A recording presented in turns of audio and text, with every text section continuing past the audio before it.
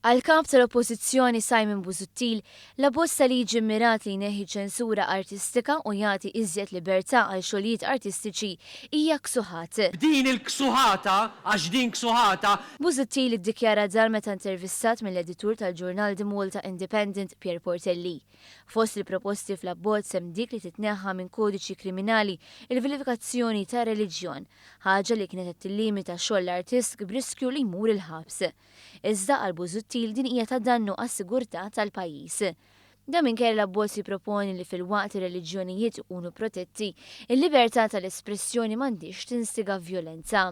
F'intervista li bdiet sija u nofs minn ħin maħsub, il-ġurnalist staqsa lil Simon Busuttil dwar il-każ tar-raġel ta' Giovanna De Bono, li allegatament kienet juża fondi pubbliċi għal xogħlijiet fil-privat mod partikolari għal kostitwenti ta' Martu. Fil-waqt li ddefenda l-Giovanna De Bono dwar li ma trisqux akkużi kontrija, għal Busuttil il-każ ta' xogħol għal voti mhuwiex wieħed ta' klientelizmu.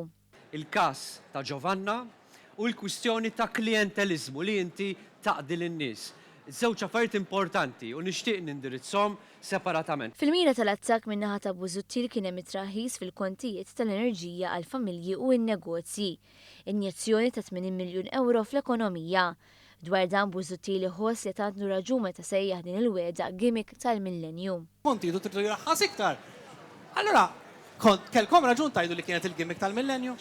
Iva, kellna raġun. Fil-waqt li jinsista li għandhom jorsu iżjed, Busuttil li tieħu l-mertu għat-traħis fil-kontijiet, fi kliemu dan seħ grazzi l-infrastruttura tal-Partit Nazzjonalista. Aħna ħallejna warajna interconnected. Aħna ħallejna meta konna fil-gvern power station ġdida, konna nsejħula il-power station tal-BWSC, tant kienet tajba di u mhux fabbrika tal-kanċer kif kienu jgħidu. Busuttil attakka wkoll il-bidla mill-heavy fuel oil għal power station li taħdem bil-gas se twassal għal-arja iżjed nadifa. Dwar l-impjant tal-gas Busuttil reġa' rrepeta din id-dikjarazzjoni. Nistgħu inraħsu il-kontijiet mingħajr ma nibnu power station ġdida. Simon Busuttil li kien delegat speċjali tal-Lorenz Gonzi u viċ kap tal-Partit Nazzjonalista u saħansitra kiteb il-manifest elettorali tal-istess partit għal ju ġdid fil-Partit Nazzjonalista. Jien kap ġdid tal-Partit Nazzjonalista, jien bidu ġdid għal-partit, jien kapitlu ġdid għal-Partit Nazzjonalista.